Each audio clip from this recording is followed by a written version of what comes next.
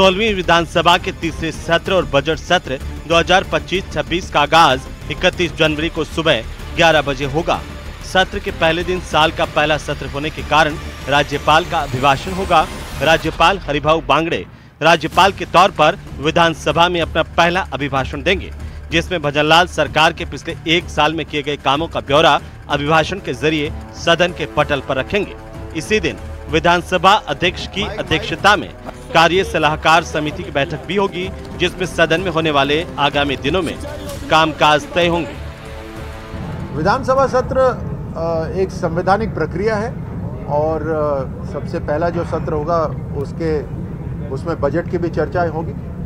हमने भारतीय जनता पार्टी की जो राजस्थान की सरकार है, पहले ही वर्ष में एक ऐसा बजट दिया जिससे विपक्ष तो धाराशायी हो गया। उनके पास बात करने के लिए कोई चर्चा नहीं रही, कोई विषय नहीं रहा।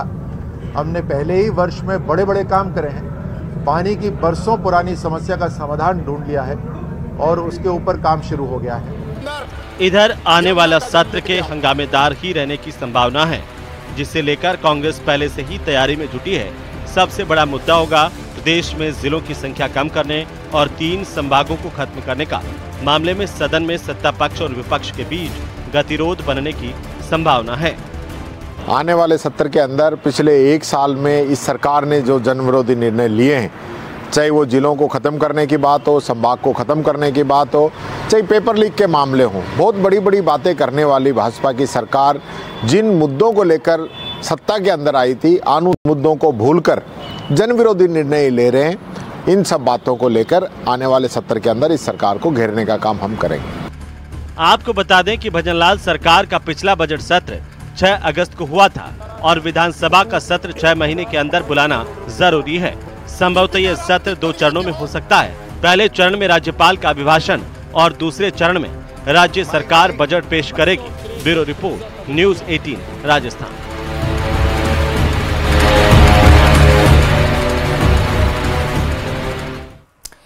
माता पिता पेट काट कर अपनी औलाद को पढ़ाते हैं, लेकिन मेवात के कई स्कूली बच्चे न सिर्फ अपने अभिभावकों के अरमानों का गला घोंट रहे हैं, बल्कि भविष्य के लिए भी परेशानी खड़ी कर चुके हैं।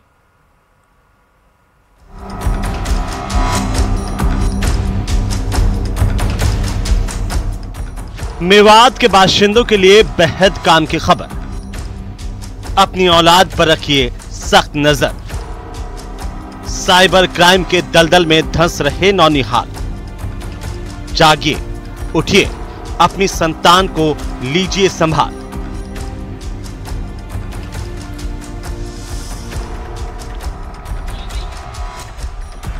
दिखी जिप्सी, मची भगदड़, सिर पर पांव रखकर भागे स्कूली बच्चे। लेकिन ऐसा हुआ क्या जो कामयाबी की इबारत सीखने वाले स्कूली बच्चे पुलिस को देखते ही 9-11 हो गए। और ये कहां की पुलिस है जिसके प्रति बच्चों में इतना खौफ है? तस्वीरें अलवर के गोविंदगढ़ की हैं। दरअसल पैसों के लिए अब स्कूली छात्र भी साइबर ठगी की वारदात को अंजाम दे रहे हैं। अलवर जिले में साइबर क्राइम के मामले बढ़ते जा रहे हैं। लगातार दिनों दिन बढ़ोतरी होती जा रही है।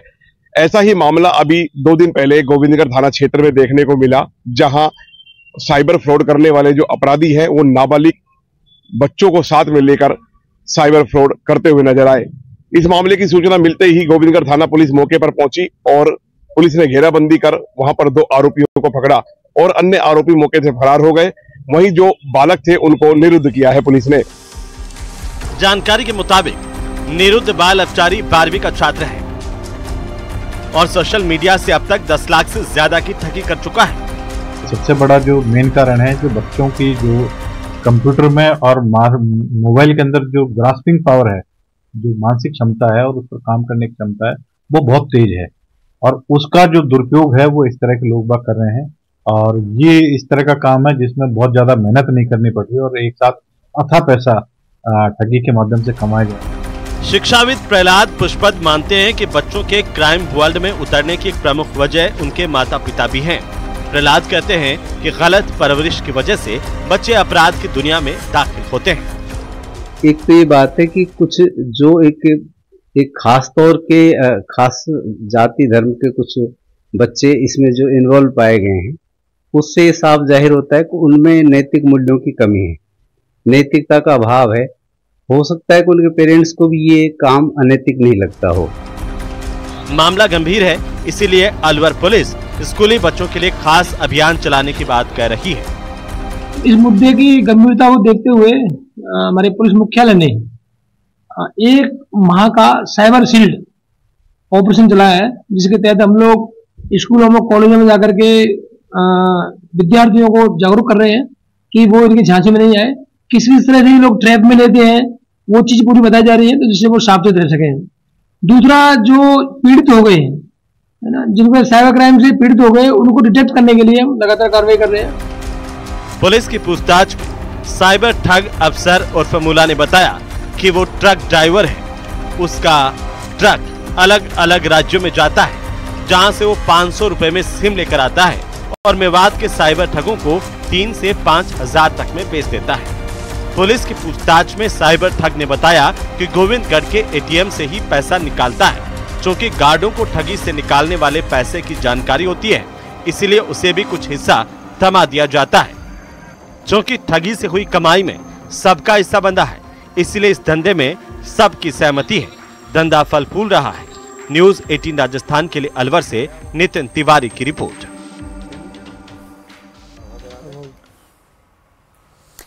अलवर में सोतका के पास कार बेकाबू होकर एक घर में घुस गई। हादसे में कार चालक की मौके पर ही मौत हो गई है और हादसे की सूचना मिलते ही पुलिस मौके पर पहुंच चुकी है। मृतक के शव को जिला अस्पताल की मोर्चे में रखवाया गया, जहां परिजनों के आने के बाद मृतक कार चालक के शव का पोस्टमार्टम कराकर परिजनों को सौंप दिया गया।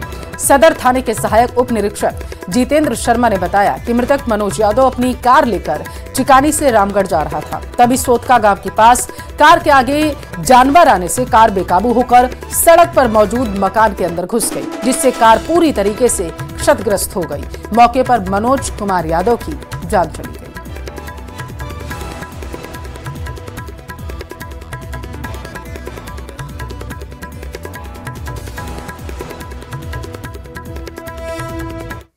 एक गाड़ी का एक्सीडेंट, सोतका गांव में एक्सीडेंट हो गया है। तो उस सूचना पर वहां पहुंचे तो वहां पर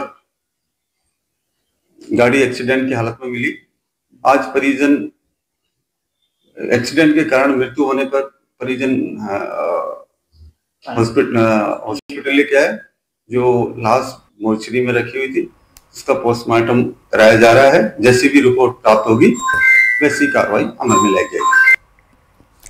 जयपुर के चौमू से खबर है, गड्ढे में नवजात का शव होने की सूचना मिलने के बाद पुलिस की परेड देखी गई है। गड्ढे को खोदने पर कुत्ते का शव मिला। किसी ने पालतू कुत्ते के शव को गड्ढे में दफनाया था, ऐसी जानकारी है।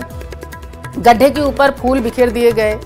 लोगों को संदेह हुआ। लोगों की सूचना पर पुलिस पहुंची। कुत्ते के शव को देखकर पुलिस और लोगों ने हालांकि राहत की सांस ली है। तो ये बड़ी खबर आपके टेलीविजन स्क्रीन पर, जहां पर पुलिस की परेड हो चुकी है, क्योंकि बताया जा रहा है पुलिस वहां पर ये सूचना का आधार पर पहुंची हुई थी कि गड्ढे में नवजात बच्चे का शव जो है वो किसी ने दफना दिया है। बताया जा रहा है मिट्टी में एक शव को दफनाया गया था और उसके ऊपर फूल डाल दिए गए। लोगों को संदेह हुआ तो उन्होंने पुलिस को मामले की सूचना दी। हालांकि गड्ढे के अंदर जो शव है वो कुत्ते का था।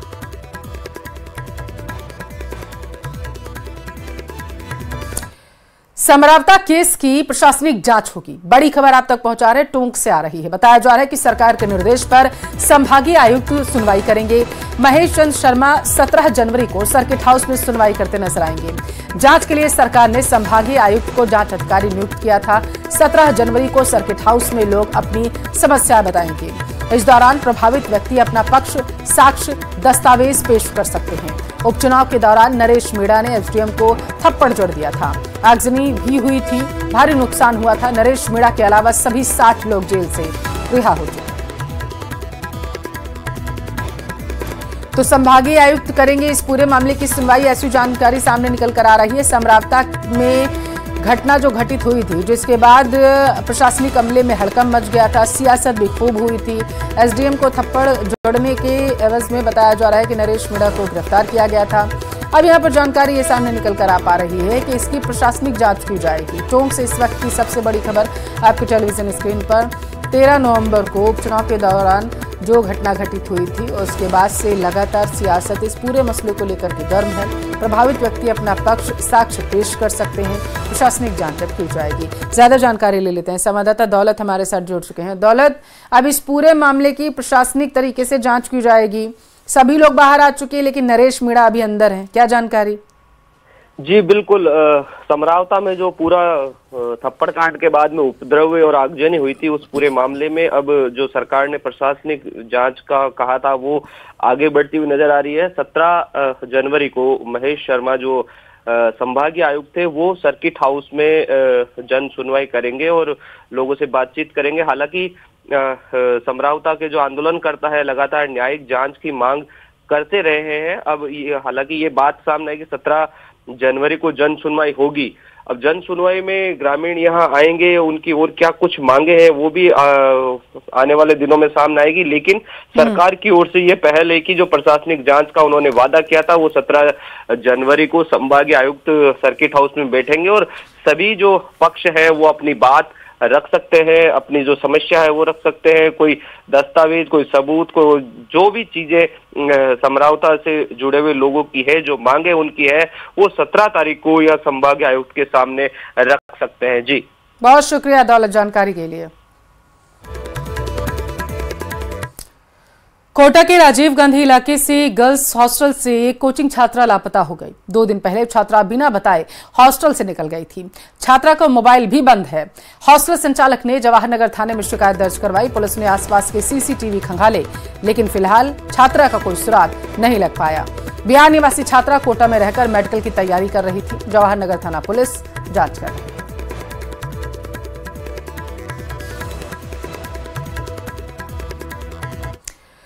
डूंगरपुर जिले की कोतवाली थाना पुलिस ने शहर के बर्ड सेंचुरी रोड पर कार्रवाई करते हुए ब्राउन शुगर के साथ एक युवक को भी दबोच लिया है। पुलिस ने युवक के कब्जे से 11.24 ग्राम ब्राउन शुगर जब्त की है और जिसकी कीमत तकरीबन 1 लाख रुपए बताई जा रही है। पुलिस आरोपी से पूछताछ कर रही है। वहीं कोतवाली थाना सीआई भगवान लाल ने बताया है कि पुलिस को देखकर युवक भागने लगा।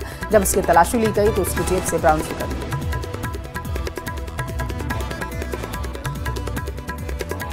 जिला पुलिस अधीक्षक महोदया के निर्देशानुसार मादक पदार्थों की धरपकड़ के तहत कोतवाली पुलिस द्वारा ring road bird sanctuary road पर कार्रवाई करते हुए 11.24 ग्राम अवैध ब्राउन शुगर बरामद कर एक अभियुक्त सुदेश उर्फ सुभाष उर्फ सुगला निवासी कुशल मुंगरी को गिरफ्तार किया है।